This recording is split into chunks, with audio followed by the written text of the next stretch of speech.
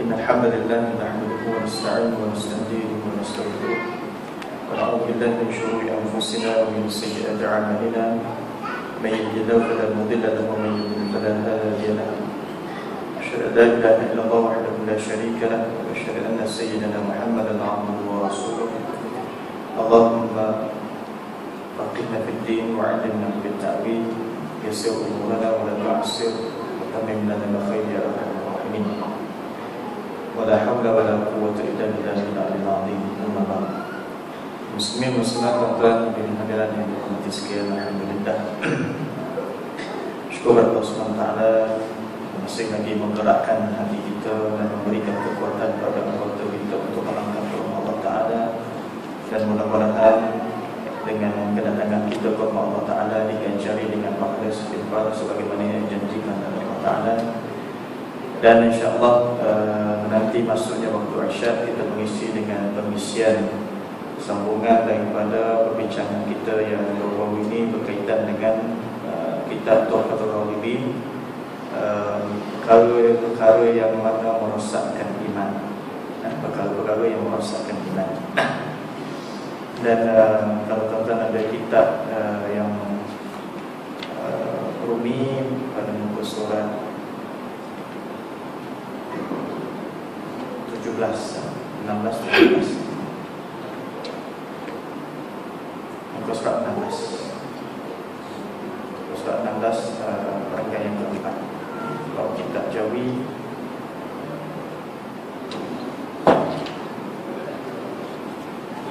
baris yang ke-12 daripada atas. Kalau yang ada kitab Jawi baris yang ke-12. Kalau kitab Rumi muka surat 16, kitab Jawi muka surat 6 baris yang ke-12 daripada atas. Qala musannif rahimahullah ta'ala wa nafa'ana bi'ulumi fid dharain. Kata pengarang kita, dan barang siapa enggan ia daripada mengajari kalimah Islam akan kafir, ia menuntut ajari akan kalimah itu atau minta tangguh ia daripadanya, seperti katanya nantilah sebentar atau pergilah engkau belajar kalimah itu pada Syekh Fulan, maka itu jadi kafir. Ini masih lagi dalam masalah bincangan bagi golongan orang yang mana nak masuk Islam. Ada sikit yang sebelum ni kita bincang, mereka yang nak masuk Islam. Kata pengarang kita, kalau sekiranya ada orang yang mana bukan Islam, orang yang kafir, dia datang jumpa kita menuntut ajari akan kalimah tersebut, minta kita diajar mengajar berkaitan dengan kalimah tauhid, itu dengan syahadat, dua kalimah syahadat. Jadi kalau orang-orang datang jumpa kita, dia kata dia nak masuk Islam, minta kita talqinkan dia dengan kalimah syahadat tersebut, maka kita enggan, ini kita tolak. Ini kita tak nak talqinkan dia, kita tak nak Islamkan dia. Satu keadaan. Keadaan yang kedua, atau kita minta tangguh, nantilah dulu. Maksudnya dia datang jumpa kita dan masuk Islam, kita tangguhkan dulu pengislaman dia dulu. Jadi pengarang kita bawa contoh sini, seperti katanya nantilah sebentar, tunggu jap, mungkin dengan ada urusan dan sebagainya. Atau dia kata pergilah engkau belajar dengan orang lain. Kalau nak Islam bukan Islam dengan aku, Islam dengan orang lain. Minta orang lain aja. Jadi orang jumpa kita, tapi kita minta dia jumpa orang lain. Jadi di sini pengarang kitab kata maka itu jadi kafir. Sebab apa? Sebab kita menangguhkan pengislaman seseorang itu dengan sengaja. Tidak ada sebarang uzur syar'i ataupun perkara-perkara yang boleh mengatakan kita ini melewat-lewatkannya. Tidak ada alasan yang mana daripada sudut syarak untuk kita menangguhkan pengislaman dia. Jadi bila mana orang nak masuk Islam, terus Islamkan. Islamkan dia, tuan-tuan, saya dah sebut yang sebelum ni. Pertama, lafazkan dengan syahadah dalam bahasa Arab. Asyhadu an la ilaha illallah wa asyhadu anna Muhammadar Rasulullah. Selepas daripada itu, ajar kepada dia yang terjemah. Kalau dia orang Melayu, dengan bahasa Melayu, okey bahasa Melayu. Kalau dia nak bahasa Inggeris, terjemah bahasa Inggeris. Ataupun dengan bahasa mana-mana yang dia faham itu sendiri. Pastikan dia lafaz dengan bahasa Arab dan dia sebut dalam bahasa terjemah itu dalam bahasa yang dia faham. Itu yang penting. Talqinkan dia itu, suruh masuk Islam dulu dengan lafaz syahadah itu sendiri. Baik. Bagi kita, khususnya bagi mazhab Syafi'i, mereka bersandar kepada satu hadis Nabi SAW yang mengatakan bahawa perlunya untuk kita mengajar seseorang itu masuk Islam atau mentalkinkan seseorang itu dengan kalimah syahadah, bila mana dia nak masuk Islam, dengan adanya perkataan asyhadu. Jadi kalau sekiranya la ilaha illallah tak boleh. Tapi kalau masalah boleh, tak ada masalah lah. Tapi sebab apa daripada mazhab kita ini dia suruh dengan kita lafazkan dengan asyhadu? Sebab ada satu hadis Nabi SAW, dan hadis ini pun ada dirakamkan dalam kitab karangan Imam Nawawi, dalam hadis 40 Arba'in An Nawawi. Umirtu an uqatila an-nas hatta yashhadu an la ilaha illallah. Aku diperintahkan oleh Allah Ta'ala untuk memerangi golongan yang mana lawan Islam, hatta yashhadu, sehingga mereka bersaksi an la ilaha illallah, bahawa tiada Tuhan melainkan Allah. Jadi di sini ulama mazhab Syafi'i khususnya berpegang hadis ini sebagai sandaran bagi orang yang mana nak masuk Islam mesti ada perkataan asyhadu. Lafazkan dengan asyhadu. Tetapi kalau dilafazkan la ilaha illallah, bagi masalah dibolehkan. Tapi senang saja dengan kita lafazkan asyhadu. Berbeza dengan bagi orang yang nak mati. Orang yang nak mati, orang yang nazak dalam keadaan sakaratul maut tadi, kita tak perlu dengan lafaz asyhadu. Cukuplah dengan la ilaha illallah. Lakinu mautakum la ilaha illallah. Nabi kata, talqinkan orang yang mati di kalangan kamu. Ulama kata orang yang mati sini orang yang mana hampir nak mati, dengan kalimat la ilaha illallah. Jadi bangsa orang tu kita nampak dan nazak dah. Kita tengok kadang-kadang pengalaman tu apa, orang yang mana biasa menguruskan orang sakit yang nak mati, boleh tanya lah orang hospital, dia ada tanda-tanda dia. Orang-orang dulu pun dia tahu macam mana bentuk telinga dia jatuh, tapak kaki dia tu, dia ada tanda-tanda dia. Batang hidung dia tu, itu petanda bahawa orang tersebut tengah ditarik oleh dia. Ini kena tanya orang pengalaman lah. Orang-orang tua dulu dia tahu. Sebab apa? Mereka yang biasa alami benda ni, biasa tengok. Jadi bila mana kita nampak petanda-tanda dia, ataupun kita tengok dengan nafas dia dah tercungap-cungap, maka talqinkan dengan la ilaha illallah. Biar dia sebut la ilaha illallah, sebut la ilaha illallah. Baik, Masya Allah dia punya kalimah la ilaha illallah ni tuan-tuan, dia satu kalimah yang kalau kita tak buka mulut pun dia boleh kita lafazkan kalimah tersebut. Maksudnya kalau kita mulut kita tutup, perkataan la ilaha illallah dalam mulut kita tu dah boleh berlaku. Sebab apa? Sebab daripada perkataan, daripada kalimah la ilaha, dengan istilah la ilaha illallah tadi, dia punya huruf-huruf, makharijul huruf, tempat keluar huruf di dalam mulut kita, bukan di luar. Sebab tempat-tempat keluar huruf ini, makharijul huruf, dia ada di bawah sini, bukan di bawah sini, huruf ha, sampailah kepada bibir, sampailah kepada bibir, mim, ba, tapi huruf lam mana? Lam dalam, lam dalam. Jadi ulama kata walaupun dengan tutup mulut itu perkataan la ilaha illallah kita dah boleh sebut. Cuba tuan-tuan tutup mulut sebut la ilaha illallah, memang keluar. Sebab tu last kan, kalau kita masa kita tidur, masa kita nak tidur, alasan tak nak mengucap sebelum tidur tak ada alasan. Sebelum baik boleh tidur tak nak mengucap, tak ada alasan. Malam dah nak buka mulut, sebab apa? Mengantuk-mengantuk, mata dah pejam, mulut pun dah pejam juga, tak ada masalah. Dalam tak ada mulut pejam, mulut tutup, la ilaha illallah, boleh. So kalau kita nampak orang yang kita talqin tersebut dah mengucap la ilaha illallah, dengan bibir dia bergerak atau dengan keluar lafaz tersebut, atau kita nampak mungkin ada bergerak dia punya pipi dia hasil dia sebut la ilaha illallah, cukup. Sebab apa? Dah habis dah. Kita nak akhir kalamnya adalah la ilaha illallah. Tak perlu cakap dengan perkataan-perkataan yang lain. Sebab apa? Bimbang terkeluar perkataan lain dan dia mati sebelum daripada sempat mengucapkan dengan la ilaha illallah atau perkataan terakhir adalah Allah. Jadi kalau sekiranya ulama kata kalau dia dah sebut la ilaha illallah, pensan. Bila mana dia pensan itu last sekali adalah la ilaha illallah perkataan dia. Lepas tu pensan. Jadi dalam tempoh tak kira beberapa lama, ulama kata dia pun sedar. Bila mana sedar, tidak keluar perkataan lain daripada mulut dia, dah cukup dengan yang la ilaha illallah sebelum ini.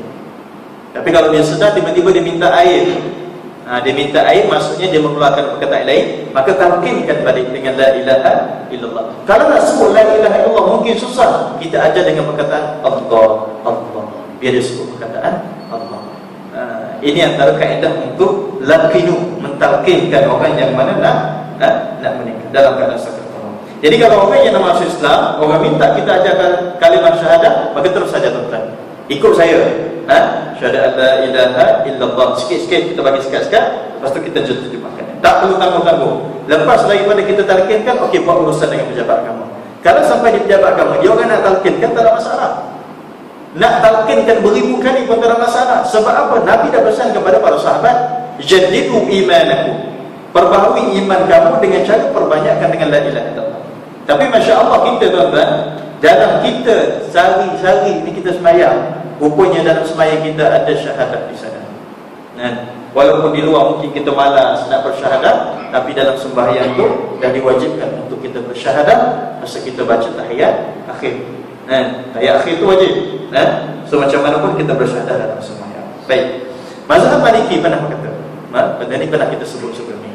Mazhab Maliki dia kata, bila mana seorang anak itu sampai umurnya balik, maka wajib bagi wali, mak ayah dia ataupun orang yang jaga dia, tok nenek dia, yang mana jadi wali kepada dia, ajar kepada dia sekali kalimah syahadat. Walaupun dia lahir daripada kalangan mak ayah dia memang orang Islam. Anak kita Islam, maka anak kita lahir adalah Islam. Jadi bila mana anak itu sampai umur balik, dah sampai umur balik, maka di sana kena talqinkan dengan la ilaha illallah. Ajar dia, ikut ayah ajar ni, ikut dengan kalimah syahadat tadi. Ini bagi mazhab Maliki. Mazhab kita tak ada masalah. Mazhab Syafi'i tak perlu. Sebab apa? Cukup dengan kalimah syahadat tersebut yang kita lafazkan dalam sembahyang kita. Tapi kita tak apalah. Yang penting syahadat itu sentiasa kita buat. Lebih-lebih lagi dengan kalimah la ilaha illallah, sentiasa kita sebut tiap-tiap hari. Baik, habis. Dan barang siapa senda-senda dengan nama Allah atau bersenda-sendakan dengan suruhnya atau tegahnya atau janjiannya dengan memberi pahala atau menyiksa atau bersenda-sendakan dengan nama Rasulnya, maka itu jadi kafir. Main-main dengan nama Allah Ta'ala, jangan main-main. Main-main dengan nama Allah Subhanahu Wa Ta'ala, atau main-main dengan teguran ataupun suruhan ataupun tegahan daripada Allah, ataupun janji baik, iaitu janji pahala atau janji siksa daripada Allah Ta'ala. Buat main-main. Kalau kita nampak situasi sekarang, orang main-main dengan nama Allah Ta'ala mungkin tak terzahir sangat. Tapi kalau main-main dengan suruhan Allah, mungkin ada. Main-main dengan perintah Allah, main-main dengan ajaran Allah, main-main dengan tegahan yang Allah Ta'ala larang. Buat main-main. Contoh, alah, bukan dosa besar pun. Nampak tak? Alah, bukan dosa besar pun, kau buat pun lepas ni kau taubat dah. Main-main. Sebab kita tak menganggap benda tersebut sebagai satu kesalahan kita dengan Allah Ta'ala. Dosa yang kecil kita tetap memandang kecil, kita tak memandang benda tersebut besar. Ulama meletakkan setiap dosa itu, lebih-lebih lagi para sahabat dan salafus salih, setiap dosa bagi kami tidak ada dosa kecil dan tidak ada dosa tersebut pembahagian selain daripada dosa besar saja. Setiap maksiat, kesalahan yang kami lakukan adalah besar di sisi Allah Ta'ala dan besar pada kami. Sebab tu dia orang tak buat maksiat. Kalau kita masih lagi membahagikan dengan dosa besar, dosa kecil, dengan dosa kecil itu kita akan meremeh-remehkan perbuatan kita bimbang. Tapi boleh tak kita bagi? Boleh. Sebab apa? Ulama telah membagikan.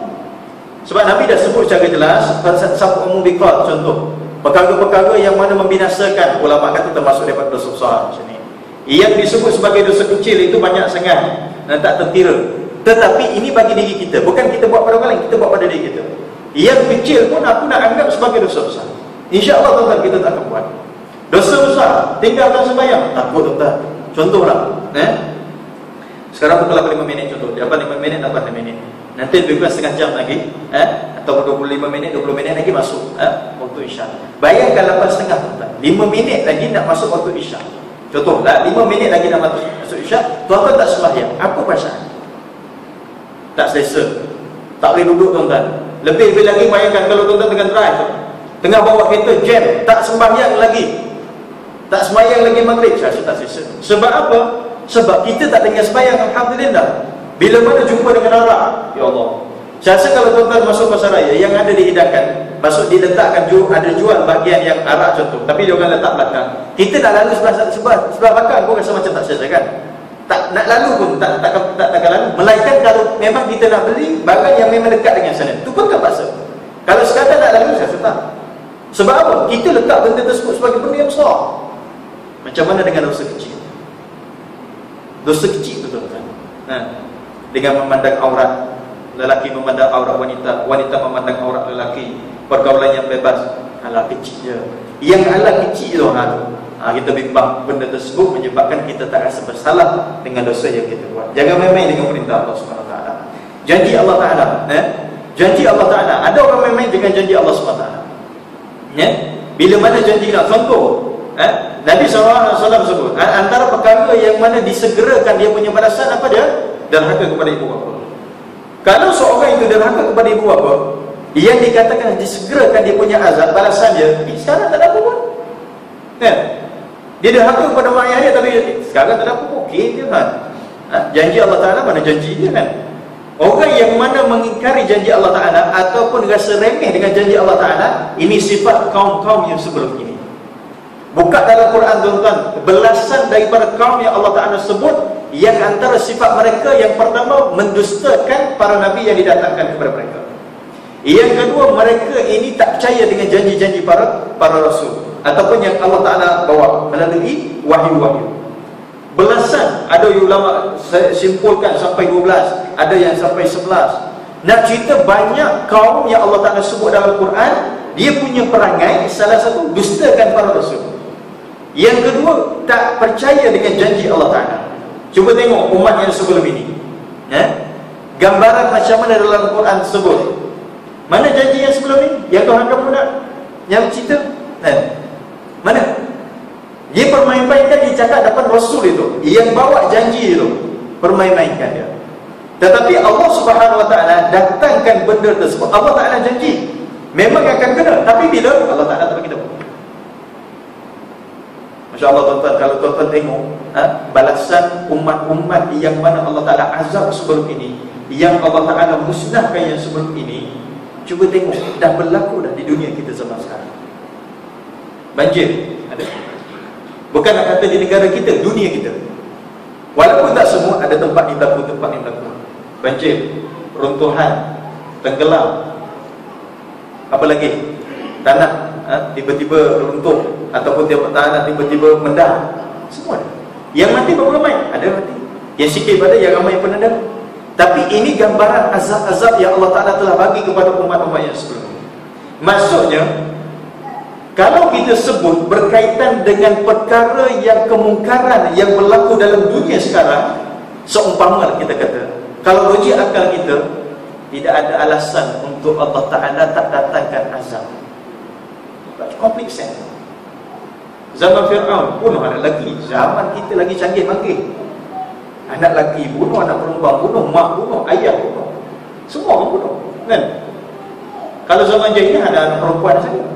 Zaman Nabi Lut, zaman Nabi Lut alaihissalam, dia punya kaum dia, ramai pendapat tafsirkan ayat berkaitan dengan golongan yang mendatangi sejenis dalam Al-Quran itu yang cerita, yang dikatakan yang sejenis itu hanya lelaki dengan lelaki saja. Tetapi mengikut riwayat daripada Ibnu Abbas, dia mengatakan bahawa walaupun ada ulama yang mengatakan, ulama tafsir yang mentafsirkan yang mana kaum Nabi Lut itu mendatangi lelaki dengan lelaki, tetapi bagi pendapat Ibnu Abbas masih ada lagi lesbian, telah wujud lesbian pada masa tersebut, perempuan dengan perempuan. Zaman kita tuan-tuan, lagi canggih. Bukan mendatangi, bukan lelaki mendatangi lelaki sahaja, bukan perempuan mendatangi perempuan sahaja, berkahwin. Lagi teruk, lagi teruk sampai tahap macam tu. Mana alasan yang mengatakan bahawa zaman kita ini zaman yang mana mustahil tak datangnya azab Allah Ta'ala?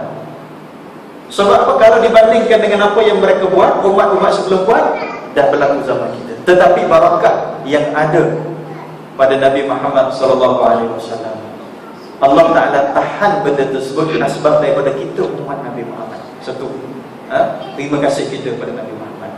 Yang kedua, sebab ada lagi golongan yang mana masih menjalankan amar ma'ruf nahi munkar.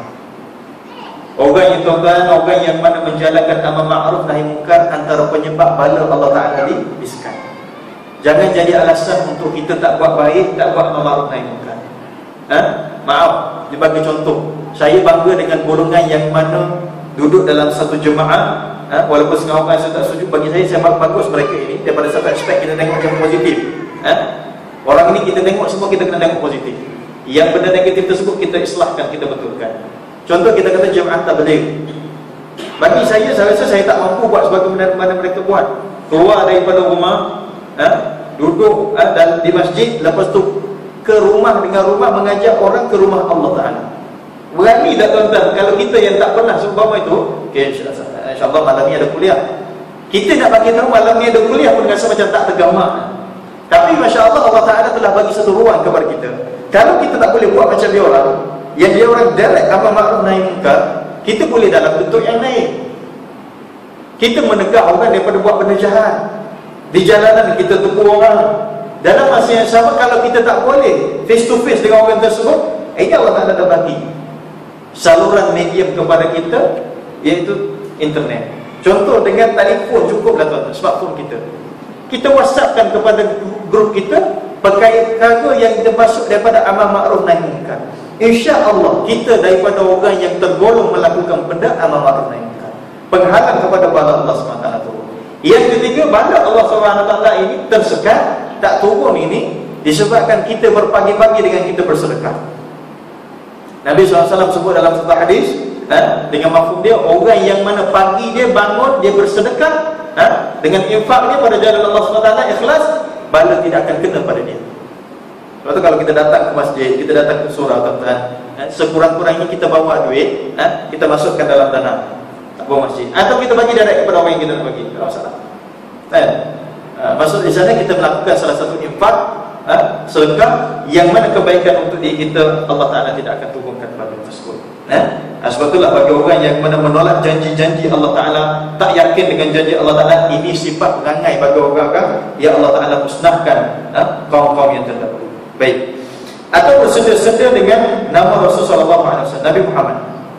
Main-main dengan nama Nabi Muhammad. Nama Nabi Muhammad ada berapa tuan-tuan? Ulama pernah kumpulkan nama dan gelaran Nabi Muhammad sebanyak 100 lebih. Datang ulama selepas itu 200 lebih. Datang seorang ulama daripada Pakistan, Allah yarham, anak dia masih hidup lagi. Seorang ulama daripada Pakistan, Maulana Musa Al-Bazi Al-Rabbani. Maulana Musa ini dia kumpulkan senarai-senarai nama gelaran Nabi Muhammad SAW sebanyak 800 lebih. 800 lebih tuan-tuan. Dan daripada nama tersebut diletakkan dengan selawat-selawat, puji satu-satu di atas nama tersebut. Yang kaedah dia macam ni. Makin banyak nama, makin mulia lah seseorang tersebut. Allah Ta'ala nama banyak, maka zat Allah Ta'ala mulia. Nabi Muhammad nama dia banyak, maka Nabi Muhammad itu mulia. Tapi tak dikatakan, tak boleh kita kata bahawa Nabi Muhammad dengan gelaran dia 800 itu dan lebih itu lebih mulia daripada Allah. Tak boleh. Allah tetap lebih mulia sebab dia sebagai pencipta, kan? Kaedah dia, makin banyak gelaran dia, makin mulialah seseorang itu. Surah Al-Fatihah, Al-Fatihah, Ummul Kitab, Sab'ul Mathani. Ulama kumpulkan beberapa lagi nama-nama surah Fatihah saja, menggambarkan surah itu adalah surah yang mulia. Quran itu sendiri dah banyak ada nama. Quran, Kitab, Al-Furqan, Al-Zikr, nama dia. Jadi nama-nama Nabi Muhammad ini, kalau boleh, kalau kita tak ingat, kita baca lah, kita baca, kita tengok, kita kaji. Syekh Musa, Maulana Musa ini, dia kumpulkan daripada apa yang disebut dalam hadis, dia dijumpa dalam kitab-kitab yang sebelum ini. Bahkan ada dia punya ta'liq, dia punya footnote, catatan dia itu, yang ini ditulis dalam kitab Injil, yang ini pernah disebut dalam kitab Taurat.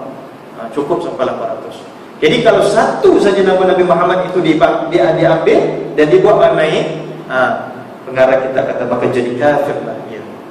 Nama Allah Ta'ala jangan main-main, dengan nama Nabi Muhammad jangan main-main, sunnah Nabi Muhammad jangan main-main, perintah Allah, larangan Allah Ta'ala jangan main-main, janji Allah Ta'ala jangan main-main. Inna Allah la yukhliful mi'ad, Allah Ta'ala ini tidak mungkir janji dia. Baik, dan barang siapa berkata jikalau kiranya disuruhkan Allah Ta'ala atau Rasulnya akan daku dengan berbuat taat, nescaya aku tiada perbuatkan dia. Atau katanya jikalau datang kepadaku Nabi, nescaya tiada aku terimakan dia, maka jadi kafir. Allah. Kalau Allah Ta'ala suruh aku buat taat, macam mana pun aku takkan buat. Ini orang kelas kepala ni. Allah Ta'ala suruh macam mana pun aku takkan buat. Tuan-tuan, pagi tadi Masya Allah, saya buka radio Hakim. antara radio yang alhamdulillah ada dia punya kebaikan dia, musuh-musuh dakwah dia. Seorang ustaz baru Makroy, dia punya kata-kata yang menarik. Kita seronok dengar. Dia kata hidup kita, nak kongsikan tuan yang mungkin pernah ada dengar pagi tadi. Dia kata hidup kita tak boleh lagi daripada peraturan. Cukup dan tuan-tuan kita bayangkan kita duduk dalam masjid. Ada tak peraturan dalam masjid? Ada. Yang pertama, peraturan dalam masjid tutup aurat. Senang.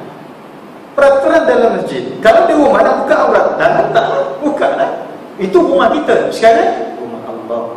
Ini nanti kita nak keluar. Tuan-tuan keluar saja daripada tempat parking, terus pusing kanan, terus pusing kiri. Habis. Hancur. Tak hancur kita, hancur kita. Kan? Sebab apa? Atas jalan pun ada peraturan. Bila mana atas muka bumi ini ada peraturan, siapa yang create? Orang yang atas daripada kita create. Sekarang peraturan untuk hidup yang create kita, yang bentuk, yang cipta kita ni, confirm dia bagi. Dia buat dia punya peraturan dia.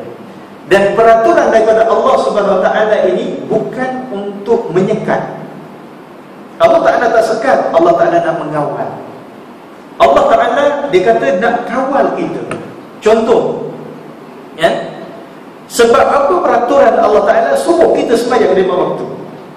Sebab nak kawal diri kita daripada melakukan kemaksiatan. Orang yang sembahyang, Allah Ta'ala kata tanha 'anil fahsya' wal munkar, terkawal diri dia untuk buat benda-benda munkar. Ustaz, saya sembahyang tapi maksiat, macam nak buat juga macam mana? Ulama kata muhasabah kualiti sembahyang kita. Kita puasa, sebab apa peraturan suruh puasa dalam bulan Ramadan? Sebab nak kawal diri kita. Kalau tuan-tuan bayangkan, ni secara logik kita buat, rasionalnya, kalau Allah Ta'ala ini tak suruh kita puasa, tak wajibkan kita puasa, Allah, saya rasa cukuplah kita tengok berapa banyak penyakit yang timbul sekarang ini yang meyakinkan kita bahawa puasa itu perlu sebenarnya. Kalau Allah Ta'ala tak wajibkan, habis kita. Tiap-tiap masa nak bantai, habis semua nak makan. Rasa lapar sikit nak makan, rasa macam terliur sikit nak makan. Sebab apa? Kita tak boleh kawal.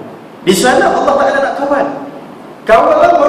Kawal. Saintis dah kata dah, bagian doktor dah kata dah, kalau puasa daripada pagi sampailah kepada petang, pagi sampailah ke petang, penghadaman itu lebih cepat. Penghadaman itu lebih cepat. Dan lebih selesa perut kita. Selesa perut kita. Di sana nak kawal tubuh kita agar kita tak ikut nafsu sangat. Sebab itulah apa saja surahan Allah Ta'ala adalah untuk kebaikan diri kita. Allah Ta'ala suruh buat taat bukan untuk Allah. Tuan-tuan, kita berpakat seluruh dunia 1.5 bilion. Ada orang kata 1.5 bilion, ada yang mengatakan 2 bilion umat Islam seluruh dunia. Kita kata contohlah 2 bilion. 2 bilion umat Islam di seluruh dunia berpakat semua buat kejahatan, tak nak beriman pada Allah SWT. Maksud semua orang ni buat jahat, tak ikut perintah Allah Ta'ala. Apa kesan pada Allah Ta'ala? Sikit benda kesan. Kalau seluruh manusia ini yang ada dalam muka bumi sekarang, bilion, trilion dia, jumlah dia Allah Ta'ala, semua ini buat baik dan taat pada Allah SWT, ada kesan pada Allah Ta'ala? Sikit benda kesan. Allah Ta'ala tetap hebat. Tidak ada ketaatan pada kita, Allah Ta'ala tetap hebat. Kita lawan Allah, kita tak buat taat, rugi kita. Kita buat benda baik, untung kita. Semuanya kembali kepada kita. In ahsantum, ahsantum li anfusikum. Kamu buat baik, Allah Ta'ala kata baik itu adalah untuk kamu buat untuk diri kamu sendiri. Jadi orang kata Allah Ta'ala suruh, kalau Tuhan suruh, Allah Ta'ala suruh macam mana pun buat baik, aku tak akan buat baik lah. Ataupun orang kata kalau datang Nabi, kalau datang Nabi dia mengaku Nabi, aku tak terima dia. Ini bukan orang Yahudi yang menolak Nabi Muhammad. Sebab apa? Ramai Nabi ini daripada kalangan Bani Israel. Jadi bila mana last sekali Nabi yang datang adalah Nabi Muhammad daripada bangsa Arab, ada orang tolak, tak Nabi pun, maka itu jadi kafir, jadi murtad orang tersebut. Baik, dan barang siapa berkata jikalau dijadikan Allah Ta'ala kiblat pada jihad, iaitu pada pihak ini, nescaya tiada aku mahu berhadap sembahyang padanya, maka jadi kafir jika diringan-ringankan akan dia. Kalau kiblat ini belah sini pun, aku takkan ikut lah. Maksudnya dia takkan ikut tu dengan dia memain-mainkan, meringan-ringankan benda tersebut. Zaman Nabi SAW, ulama ada kata 6 bulan Nabi menghadap ke Baitul Maqdis, tapi hati Nabi ini nak ke arah Mekah. Fawalli wajhaka syatral Masjidil Haram. Maka Allah Ta'ala suruh Nabi balikkan menghadap ke arah Masjidil Haram. Nah, mana saja Allah Ta'ala suruh, kita hadaplah tuan-tuan. Dan barang siapa berkata, jikalau dijadikan Allah Ta'ala si anu itu Nabi, dan saya tiada, aku benarkan akan dia. Atau dikatanya, jikalau diwajibkan Allah Ta'ala akan aku sembahyang dalam hal sakitku ini, dan saya adalah Allah Ta'ala itu zalim akan dia, maka iaitu jadi kafir. Faham? Kalau orang itu jadi Nabi, orang ni jadi Nabi, tak percaya. Maksudnya ini zaman Nabi Muhammad dah contoh. Zaman kita memang dah tak ada dah. Maksud menolak kerasulan Nabi, kerasulan orang yang mana dinasib jadi Nabi langsung. Ini berlaku zaman Nabi Muhammad SAW. Orang yang mana dia tahu bahawa orang itu adalah baik, Nabi Muhammad itu adalah orang baik. Tapi bila mana Nabi Muhammad mengaku dia sebagai Nabi dan Rasul, kalah. Tapi kebaikan Nabi Muhammad, dia mengaku. Sejarah membuktikan bahawa Nabi Muhammad, tuan-tuan, dia datang dengan sifat yang amanah, sifat jujur dia. Orang tak setuju bila mana dia mengatakan dia bawa ajaran yang betul, tetapi musuh dia bila mana nak musafir masih lagi tinggal barang kat Nabi Muhammad. Tak pelik sejarah. Masih lagi boleh percaya kepada Nabi Muhammad, walaupun dia anggap Nabi Muhammad sebagai musuh. Sebab apa? Bawa ajaran baru. Tapi kalau nak musafir, Muhammad, ini kamu tolong jaga barang. Ini jenis orang yang tak malu ni. Tapi ini yang berlaku pada zaman Nabi Muhammad. Awal-awal dia dilantik sebagai Nabi dan Rasul.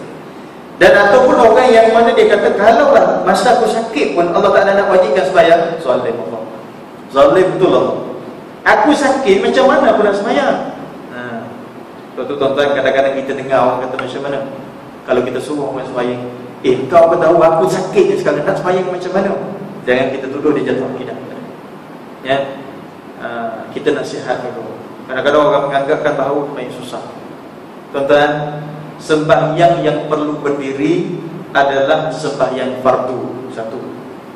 Yang kedua, sembahyang yang perlu kita berdiri iaitu ketika mana kita dalam keadaan normal, tidak ada sebarang keuzuran. Kalau dalam keadaan sembahyang sunat, tuan-tuan malas nak bangun, sembahyang duduk pun tak ada masalah. Sembahyang sunat dalam keadaan duduk boleh. Sembahyang dalam keadaan duduk ketika mana kita tak mampu, itu memang cara dia. Sekadar yang kita termampu saja. Cuma kita ni, sensitiviti kita bila mana sakit itu, kedudukan sembahyang itu di mana? Sebagai lontaran untuk kita sama-sama berfikir. Ini pendapat saya. Seorang ibu secara khususnya, dan kita orang lelaki sebagai suami, seorang wanita yang masuk dalam labor room, dah nak beranak dah. Doktor kata masuklah. Tolak masuk sebab apa? 4 cm dah buka lah. 4 cm. Kalau 2 cm tak payah, tunggu dulu. Kalau 4 cm, 5 cm, okey, terus masuk. Tolak masuk dalam labor room. Masuk dalam, Masya Allah, tak keluar-keluar lagi. Ya Allah, sakitnya orang perempuan saja yang tahu. Kita orang lelaki yang duduk sebelah seri kita tu, kalau dia peluk kita sekadar kesal, kita kata sabar saja, sakit kita tak rasa. Kesiannya mungkin ada dalam hati kita, tapi dia rasa masa sakit. Tapi macam mana susahnya? Contoh saja, minta maaf, tak ada kaitan dengan hidup dan mati ni. Sekadar kita berfikir dan kita memuhasabah. Dalam keadaan mungkin di sana susah nak melahirkan anak, tiba-tiba masuk waktu sembahyang.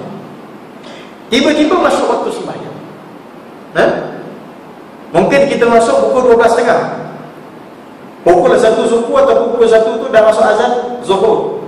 Bila mana masuk azan Zuhur, di sana di mana kepatuhan kita, laksana atau tidak. Kalau kita sebagai orang yang jaga syariat Allah Subhanahu Wa Taala, kita akan sembahyang. Ustaz nak sembahyang macam mana? Saya nak bangun. Saya bukan suruh bangun. Islam tak suruh bangun. Kan suami ada, kan nurse ada. Suruh dia wudukan sekadar yang termampu. Kalau tak boleh wudukan, tak ada masalah. Dia panggil solat hormat waktu. Memanglah kita tak boleh bergerak. Dan percayalah insya-Allah dengan rahmat Allah Ta'ala, kalau sekiranya pukul 12.30 masuk, pukul 1 azan, wanita tersebut yang dalam keadaan sakit tapi masih baru 4 cm, 5 cm tak terbuka, slow lagi, dalam keadaan sakit, kalau dia sembahyang, yakin dengan Allah SWT, cepat terbuka, cepat lahir. Mungkin tengah sembahyang tak keluar. Kerja siapa? Kerja Allah. Siapa kata? Allah kata. Allah Ta'ala bukan sebut berkaitan dengan cerita Lebanon tadi. Allah Ta'ala sebut dengan ayat yang umum. In tansurullaha yansurkum. Kamu tolong Allah, Allah Ta'ala tolong kamu. Tolong Allah, tuan-tuan, kita bukan tolong zat Allah, bukan. Kita tolong syariat Allah. Dan syariat Allah itu kena kepada kita sebagai hamba Allah. Kita laksanakan syariat Allah, Allah Ta'ala tolong kita.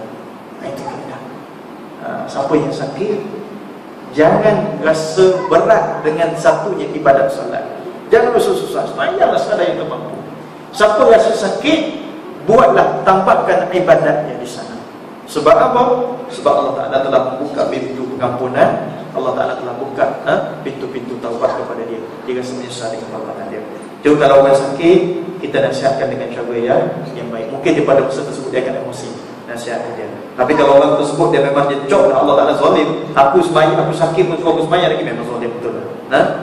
Kalau dia kata macam tu, ulama kata maka jadikan. Bahaya, jangan main-main, kena jaga perbuatan kita, kata-kata kita. Dan jika Allah berkata, orang yang teraniaya, inilah sudah dengan ditakdirkan Allah Ta'ala. Maka kata orang yang menganiaya, aku berbuat pekerjaan ini tiada dengan takdir Allah Ta'ala, jadi kafirlah orang yang menganiaya itu. Allah. Ada dua orang apa? Seorang si A ni orang yang menzalimi atau menganiayai si B. Si B ni orang yang teraniaya. Si B ni kata, bila mana dia teraniaya atau dia dizalimi, dia kata macam mana, aku kena dengan ini, memang Allah Ta'ala dah tentukan dengan takdir Allah Ta'ala. Si A ni dengan lagak sombong dia kata, yang kena kepada kamu tu bukan takdir Allah Ta'ala, memang aku sengaja nak buat. Main-main tu. Yang kena kepada kamu tu, yang aku buat tadi tu bukan Allah Ta'ala takdir, aku memang nak buat. Maksudnya di sana putuskan hubungan kita dengan Allah Ta'ala. Ini ada satu perangai, satu puak dalam akidah yang dibahaskan dalam mazhab akidah yang dikatakan sebagai golongan Jabariyah, bukan golongan Qadariyah. Golongan Qadariyah ini dia punya pegangan macam mana? Allah Ta'ala dah bagi satu kekuatan kepada aku, satu kekuatan kepada aku, yang mana kekuatan tersebut aku boleh buat apa yang aku nak. So sekarang bila mana Allah Ta'ala dah bagi kekuatan kepada aku, apa yang aku buat itu tidak ada kaitan dengan Allah Ta'ala. Dah putus dah. Allah Ta'ala bagi kekuatan, sekarang yang aku buat adalah kekuatan yang Allah Ta'ala bagi, bukan Allah Ta'ala yang aturkan. Ini buat Qadariyah. Ia memutuskan dia punya hubungan dengan Allah SWT. Amin. Yang kita buat tuan-tuan, semuanya Allah Ta'ala aturkan. Satu puak lagi, ini puak Qadariyah ni puak yang berani. Kita sebut dalam bahasa yang kasar sikit, puak-puak yang samsing lah. Maksud menganggapkan dia ni hebat, yang dia buat segala-galanya. Aku berjaya ni aku yang buat. Aku berjaya ni sebab aku, usaha aku. Allah. Jangan nampak usaha tuan-tuan. Apa yang kita dapat, memang usaha kita. Cuma Allah Ta'ala nak kita berusaha itu, nak uji di sana kekuatan iman kita. Nabi Muhammad, kalau sekiranya daripada Mekah ke Madinah itu, dia tak pergi Madinah, kita fikir secara logik, dia tak pergi ke Mekah, daripada Mekah ke Madinah dia tak pergi pun tak ada masalah. Tapi sebab Allah Ta'ala suruh. Satu. Yang kedua, daripada Mekah ke Madinah, sebab apa susah-susah? Nabi Muhammad dengan Nabi Sulaiman mana hebat? Ulama kata tak boleh dibandingkan kehebatan. Tetapi daripada sudut kemuliaan, mulia Nabi Muhammad daripada Nabi Sulaiman. Maka di sana kita melihat bahawa kena ada kehebatan pada Nabi Muhammad. Kalau dia doa, ya Allah, aku nak ke Madinah terbang, boleh. Tapi sebab apa berjalan? Nak mengajar kita adalah berusaha. Sebab apa Nabi Muhammad katakan Nabi Muhammad berdoa? Usaha. So jangan nampak usaha kita. Jadi Qadariyah ini satu kuat yang terlalu berani. Jangan ada sifat itu tuan-tuan. Kita dengan Allah SWT kena berhadap. Yang kedua, satu kuat yang terlalu penakut. Ini jadi penakut sangat-sangat. Dia panggil kuat Jabariyah. Jabariyah ni dia kata kita ni seumpama bulu ayam yang mana berterbangan yang ditiupkan oleh angin. Angin tiup sebelah sana lah kita pergi. Angin sebelah sini, sini lah kita pergi. Maksud kita dibawa oleh angin itu sendiri. So sekarang alasan dia buat macam tu, dia punya formula. Alasan dia, kalau dia memaksiat, bukan aku nak buat, Allah Ta'ala dah takdirkan aku macam ni. Ini golongan Jabariyah. Dan inilah yang dipakai oleh golongan-golongan pembesar sultan-sultan yang dahulu. Bukan semua. Setengah-setengah daripada sultan yang menganggapkan bila mana melakukan penzinaan, kezaliman, dia kata Allah Ta'ala dah takdirkan macam ni, bukan aku nak sangat. Bila mana mencuri, bukan aku nak mencuri, dah Allah Ta'ala takdirkan aku dah mencuri macam ni. Allah tak aturkan. Remote pada tangan Allah, remote pada Allah SWT itu sendiri.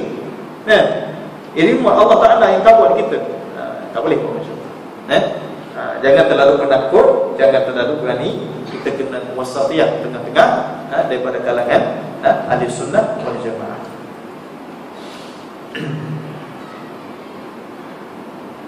Kalau kata Allah Ta'ala zalim itu, maka jadi kafir. Dan jika Allah berkata orang yang aniaya tadi, okey, orang yang aniaya dia kata bahawa ini takdir Allah, yang orang menganiaya kan dia kata bukan, ini memang aku nak buat. Nampak dia punya keekuan dia. Ini boleh jadi kafir. Dan barang siapa berkata jikalau naik saksi pada aku seorang nabi atau malaikat, nescaya tiada aku terima saksinya, maka itu jadi kafir. Dan barang siapa berkata tiada aku tahu nabi itu manusiakah atau jin, atau dikatanya bahawa nabi itu jin, atau dikatanya tiada aku tahu apa iman padahal dihinakan dia akan dia, maka itu jadi kafir. Tak tahu nabi ini daripada manusia ke daripada jin. Rasul kata nabi ini daripada jin. Bahaya rosak akidah. Akidah yang senang tuan-tuan. Dalam fardu ain, ulama kata termasuk daripada fardu ain, wajib kita tahu di mana nabi dilahirkan dan nabi wafat di mana. Itu pun fardu ain. Kalau tak tahu berdosa. Kita boleh tengok kitab-kitab akidah yang dikarang oleh ulama. Cukup dengan kita tahu nabi itu dilahirkan di mana. Cuba tuan-tuan kita tanya. Ada satu rancangan saya tengok bagus. Seorang ustaz tu dalam rancangan tersebut tanya ringkas saja. Nabi kita nama Nabi Muhammad, lahir pada tahun gajah. Nabi kita dilahirkan di Mekah, di Madinah. Kalau tanya Nabi dilahirkan di mana, mungkin dia yakin Mekah.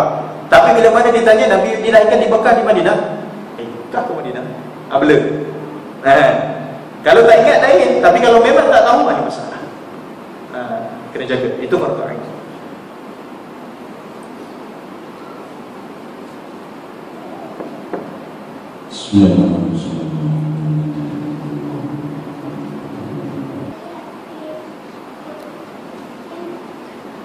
Dan barang siapa mentasghirkan satu anggota daripada Nabi kita Muhammad SAW kerana menghinakan dia atau mentasghirkan nama Allah Ta'ala, maka ia itu jadi kafir.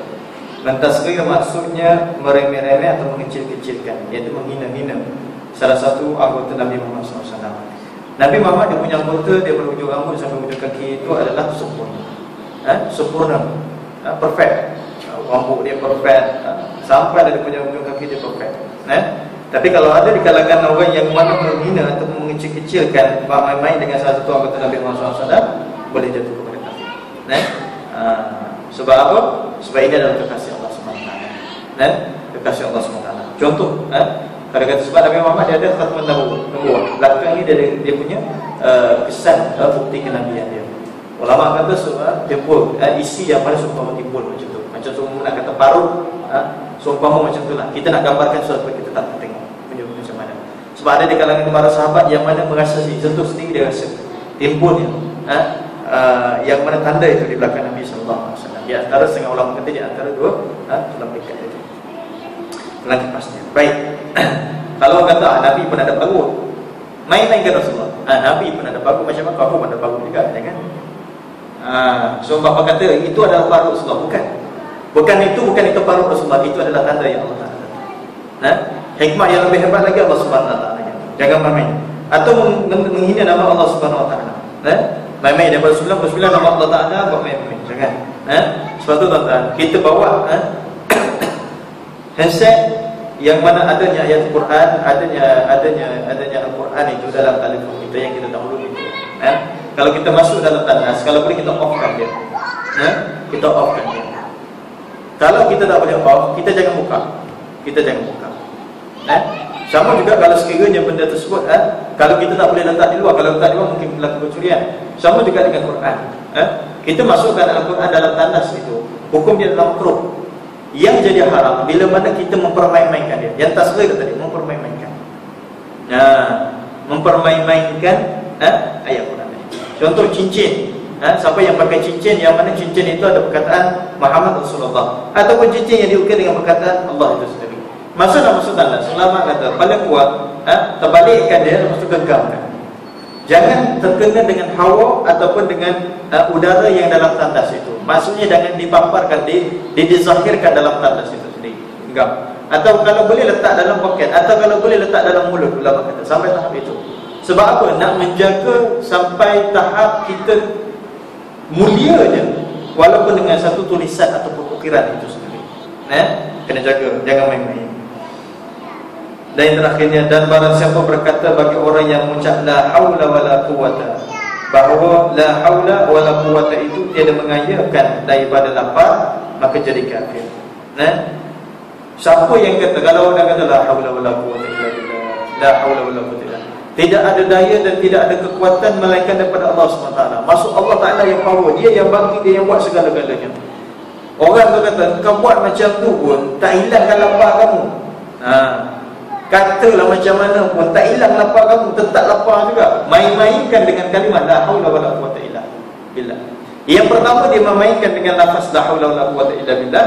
Dalam masa yang sama, secara tak langsung dia mempermain-mainkan dengan kekuasaan Allah Ta'ala, meremeh-remehkan dengan kekuasaan Allah Ta'ala. Tak boleh main-main. La haula wala quwata illa billah. Kalau kita kata, contoh kata-kata orang pemain, dia kata Allah Ta'ala ini dah hebat, sebab tak tolong orang Islam. Orang Islam kena hina sana, Allah Ta'ala, orang Islam kena guna sana, sebab Allah Ta'ala tak tolong. Mana kekuasaan Allah SWT? Jangan persoal, tuan-tuan. Jangan persoal. Kalau kita nak persoalkan benda tersebut, tengok zaman Nabi SAW. Sebab apa Nabi itu Allah Ta'ala bagi dalam keadaan sakit? Ada Nabi sakit, ada Nabi itu luka, ada Nabi itu berdarah. Allah Ta'ala tak jaga ke Nabi? Allah Ta'ala jaga. Dalam hadis Nabi kata, orang yang Allah Ta'ala sayang adalah orang yang Allah Ta'ala itu akan uji dia. Bila mana Allah Ta'ala sayang, Allah Ta'ala akan uji. Dan yang paling banyak ujian adalah para anbiya, para Nabi, dan orang yang seumpama dengan mereka. Mereka yang betul-betul ikut jalanan Nabi SAW, dia akan diuji. Ujian daripada Allah SWT itu dalam pelbagai skop, dalam pelbagai keadaan. Bukan Allah Ta'ala tak tolong, itu tanda Allah Ta'ala sayang. Dan kalau kita diuji, tuan-tuan, di sana sedarlah Allah Ta'ala tengah mengasihi kita. Cinta kita dengan Allah Ta'ala makin dekat. Kita sakit, tuan-tuan, alhamdulillah, Allah Ta'ala tengah menyayangi aku. Kita makin sakit, Allah Ta'ala lebih menyayangi aku. So balaslah cinta Allah SWT. Dalam hadis kursi, iaitu hadis yang daripada lafaznya daripada mulut Nabi SAW, tapi maknanya daripada Allah Ta'ala. Allah Ta'ala kata, aku sebagai Tuhan, aku Allah menyayangi hamba-hamba aku. So kalau Allah Ta'ala sayang kita, Allah Ta'ala cinta kita, maka balas cinta kita.